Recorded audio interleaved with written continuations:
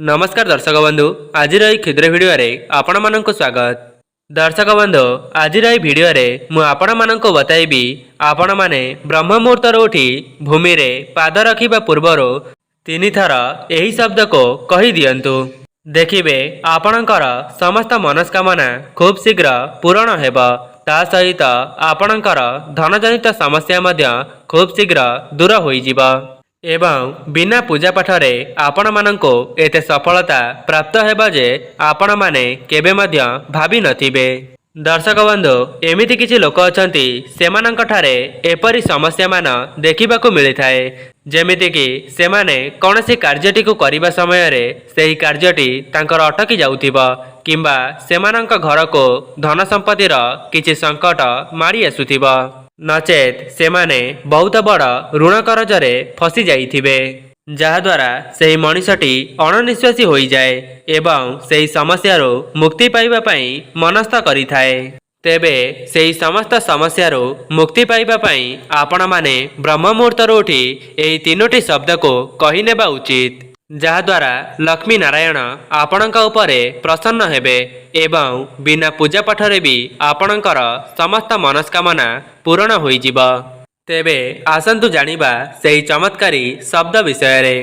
दर्शक बंधु जदि आपण माने माँ लक्ष्मी एवं नारायण को प्रसन्न कराई देउछंती तेबे आपणक जीवन रे जहाँ भी किछि कष्ट समस्या लागि रहिछि से सबु खूब शीघ्र दूर होइजिब। दर्शक बंधु आजिर जे उपायटी रही यह समस्ते करि परिबे अर्थात छोट पिला ठारू आरंभ करी वयस्क लोक मानक पर्यंत समस्ते एही सरल उपायटी को करि परिबे। एही उपायटी को विद्यार्थी माने निज जीवन रे पालन कले सेमाने तांक विद्या क्षेत्र रे उन्नति करिथांती एवं महिला माने एही उपायटी करिबा द्वारा सेमानंकर स्वामी माने मध्य निज जीवन रे उन्नति करिबे। तेबे एही उपायटी करिबा पई आपणकर स्नान करिबार कौनसी आवश्यकता नाही। दर्शक बंधु आपण माने जेउ भी पूजा पाठ को करुथिबे सेथिरे आपणको स्नान करी शुद्ध हेबा दरकार होई थाए किंतु एही उपायटी रे आपण माने स्नान न करी मध्य एही उपायटर सर्वदा लाभ फल पाई परिबे। जदि नवविवाहिता महिला माने एही शब्दटी को कहि दियंती सेमाने अखंड सौभाग्यवती मध्य होई पारंती एवं एही उपायटी को कौनसी भी वयस्क व्यक्ति करि परिबे जहाँकि सेमानंकर दीर्घायु आयुष पई। दर्शक बंधु एही उपायटी को विवाहित लोक माने पालन करिबा द्वारा सेमानंकर वैवाहिक जीवन सुखमय होई थाए। दर्शक बंधु प्रथम कथाटा हैला आपण माने ब्रह्म मुहूर्त उठी समस्त देवदेवी को स्मरण करिबे जहाद्वारा आपणकर सेही दिनटी शुभ मंगल हेब एवं आपणक उपरे समस्त देवदेवी मानकर आशीर्वाद प्राप्त हेब। दर्शक बंधु आपण माने केवल सकाळु उठिबा परे एही मंत्रटी को जप करिदेबे। तेबे सेही शब्दटी हेउछि ओम जूम स। एही मंत्रटी को जप करिबा द्वारा आपणक जातकरे जहाँ भी किछि ग्रह दोष थिबा से सबु खूब शीघ्र दूर होइजिब। दर्शक बंधु द्वितीय मंत्रटी हेउछि जाहाकू आपण माने आपणकर 2 हाथ को जोड़ी एही मंत्रटी को उच्चारण करिबे। तेबे सेही मंत्रटी हेउछि कराग्रे बसती लक्ष्मी कर मध्ये सरस्वती कर मूले तु गोविंद प्रभाते कर दर्शनम। दर्शक बंधु आपण माने चाहिए एथि मध्यरु कौनसी गोटिए उपाय को मध्य करि परिबे नचेत आपण माने चाहिए 2टी मंत्र को मध्य सकाळु जप करि परिबे। दर्शक बंधु आपण माने प्रत्येक दिन एही मंत्रटी को उच्चारण करी निजर दिनटी को आरंभ करिबा द्वारा आपणकर सेही दिनटी शुभ मंगल कटिब। दर्शक बंधु जदि कौनसी व्यक्ति सकाळु उठिबा परे कौनसी सकारात्मक जिनिसर ध्वनि किंबा सकारात्मक जिनिस को देखि नियंती तेबे तांकर सेही दिनटी अत्यंत शुभरे कटि जाई थाए। दर्शक बंधु जदि आपणकर दिनटी सकाळर घंटी शंख किंबा भगवानकर प्रार्थना शुणी आरंभ होई थाए तेबे आपणकर सेही दिनटी अत्यंत शुभ मंगल हेब एवं सकाळु उठिबा परे जदि आपणकर नजरटी दही किंबा क्षीर पात्र उपरे पड़ी थाए तेबे यह मध्य बहुत शुभ होई थाए ତେବେ ଆପଣମାନେ ଯଦି ସେହିଦିନ କୌଣସି ଶୁଭ କାର୍ଯ୍ୟକୁ କରିବେ ତେବେ ସେଥିରୁ ମଧ୍ୟ ଆପଣଙ୍କୁ ବହୁତ ଶୁଭ ଫଳ ପ୍ରାପ୍ତ ହେବ। ଦର୍ଶକ ବନ୍ଧୁ, ଏମିତି ବି କିଛି ଜିନିଷ ଅଛି ଯାହାକୁ ଆପଣମାନେ ସକାଳୁ ଦର୍ଶନ କରିବା ଦ୍ୱାରା ଆପଣଙ୍କର ଭାଗ୍ୟ ତୁରନ୍ତ ହିଁ ପରିବର୍ତ୍ତନ ହୋଇଯିବ। ତେବେ ଭିଡ଼ିଓର ଆଗରେ ମୁଁ ଆପଣମାନଙ୍କୁ ବତାଇବି ସକାଳୁ ଉଠିବା ପରେ ଆପଣମାନେ କେଉଁ ଜିନିଷକୁ ଦର୍ଶନ କରିବା ଉଚିତ। ତେବେ ପ୍ରଥମ ଜିନିଷଟି ହେଉଛି, ଯଦି ଆପଣମାନେ ସକାଳୁ ଭିକାରୀ ଦେଖୁଛନ୍ତି କିମ୍ବା ଭିକାରୀଟିଏ ଯଦି ଆପଣଙ୍କ ଘରକୁ ଆସୁଛି ତେବେ ଆପଣମାନେ ଜାଣିଯାଆନ୍ତୁ ଆପଣମାନେ ଯେଉଁ ଟଙ୍କାକୁ ଉଧାର ଦେଇଥିଲେ ସେସବୁ ଟଙ୍କା ଆପଣଙ୍କ ନିକଟକୁ ଆସିଯିବ। ଏବଂ ଆପଣମାନେ ଭିକାରୀକୁ ଦେଖିବା ମାତ୍ରେ ରାଗି ଯାଆନ୍ତୁ ନାହିଁ କିମ୍ବା ବିଚଳିତ ହୁଅନ୍ତୁ ନାହିଁ। ଆପଣଙ୍କ ଦ୍ୱାରା ଯେତିକି ସମ୍ଭବ ହେଉଛି ଭିକାରୀମାନଙ୍କୁ କିଛି ଦାନ କରନ୍ତୁ। ତେବେ ଦ୍ୱିତୀୟ ଜିନିଷଟି ହେଉଛି, ଯଦି ଆପଣମାନେ ଘରୁ ବାହାରକୁ ବାହାରିବା ସମୟରେ ସୁହାଗିନୀ ନାରୀ କିମ୍ବା ଗୋମାତାର ଦର୍ଶନ କରନ୍ତି ତେବେ ଏହା ମଧ୍ୟ ଆପଣମାନଙ୍କ ପାଇଁ ଶୁଭ ହୋଇଥାଏ। ଏବଂ ଆପଣମାନେ ଏହାର ଦର୍ଶନ କରି ନିଜେ କର୍ମକୁ ଯିବା ଦ୍ୱାରା ଆପଣମାନେ ଯେଉଁ କାମରେ ହାତ ଦେବେ ସେଥିରୁ ଆପଣଙ୍କୁ ଶୁଭ ଫଳ ପ୍ରାପ୍ତ ହେବ।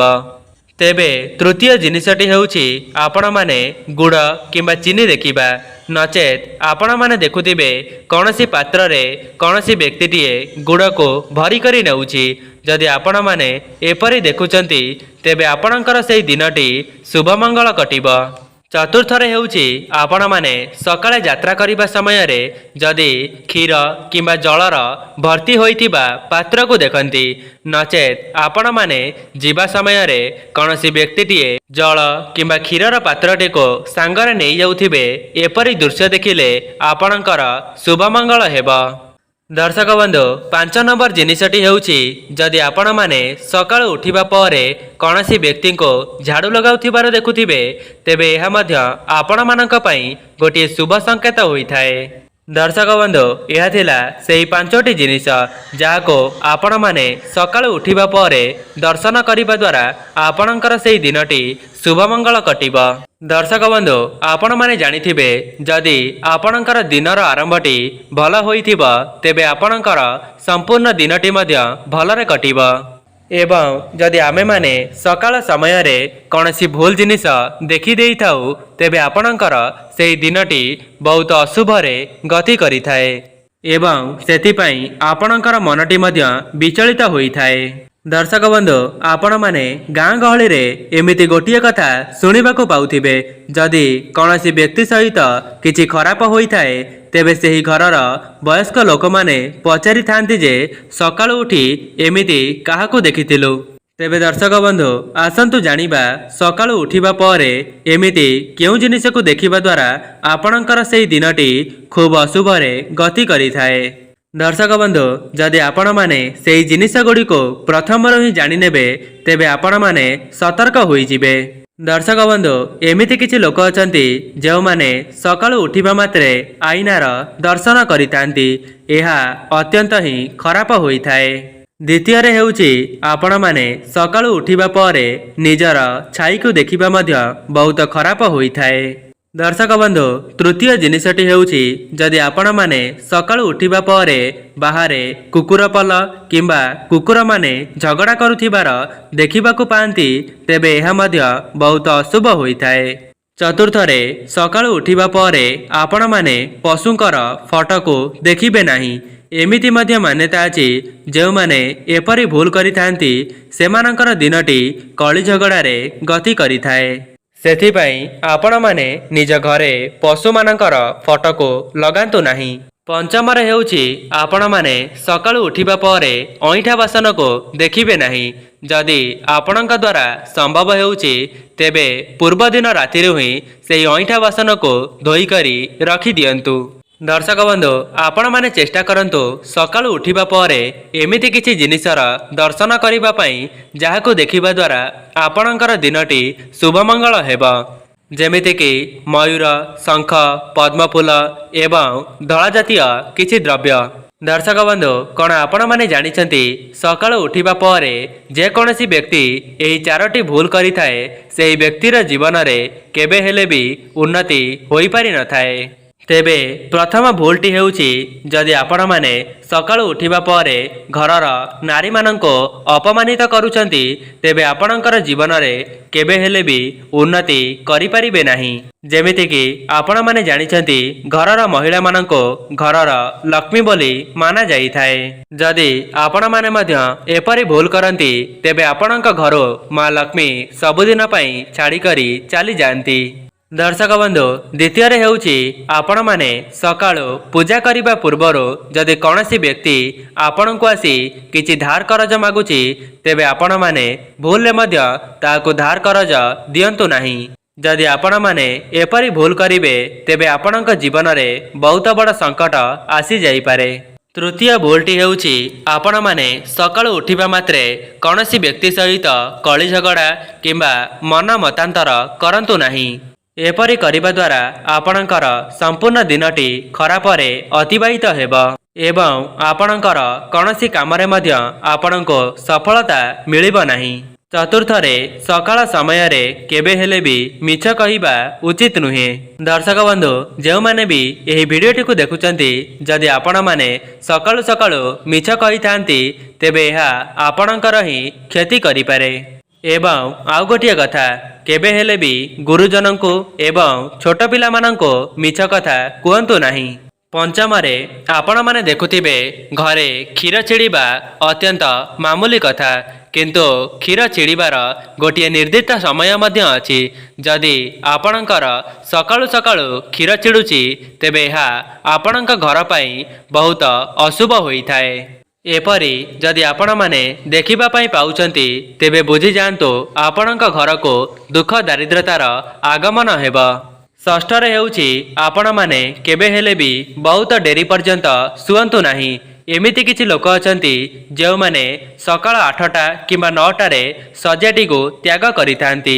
ଯଦି ଆପଣମାନେ ମଧ୍ୟ ଏପରି ଭୁଲ କରୁଥାନ୍ତି ତେବେ ଆଜିଠାରୁ ହିଁ ଏହାକୁ ସୁଧାରି ନିଅନ୍ତୁ, ନହେଲେ ଆପଣଙ୍କ ଘରୁ ମା ଲକ୍ଷ୍ମୀ ସବୁଦିନ ପାଇଁ ଛାଡ଼ିକରି ଚାଲିଯିବେ। ଦର୍ଶକ ବନ୍ଧୁ, ଏବେ ଆସନ୍ତୁ ଜାଣିବା ସକାଳୁ ଏମିତି କେଉଁ କାର୍ଯ୍ୟକୁ କରିବା ଦ୍ୱାରା ଆପଣଙ୍କ ଘରେ ମା ଲକ୍ଷ୍ମୀ ଏବଂ ନାରାୟଣ ସଦାସର୍ବଦା ବାସ କରିବେ। ତେବେ ପ୍ରଥମ କାର୍ଯ୍ୟଟି ହେଉଛି ଆପଣମାନେ ସକାଳୁ ନିଜର ଶଯ୍ୟାଟିକୁ ତ୍ୟାଗ କରିବା ପରେ ନିଜ ଘରେ ଭଲ ଭାବରେ ଝାଡ଼ୁ ଲଗାଇବେ ଏବଂ ପ୍ରତ୍ୟେକ ଦିନ ନିଜର ସ୍ନାନ ଆଦି କାର୍ଯ୍ୟ ସମାପନ କରିବା ପରେ ମା ଲକ୍ଷ୍ମୀଙ୍କ ନିକଟରେ କିମ୍ବା ଆପଣଙ୍କର ତୁଳସୀ ଚଉରା ମୂଳରେ ଗୋଟିଏ ଦୀପକୁ ପ୍ରଜ୍ୱଳନ କରିବେ।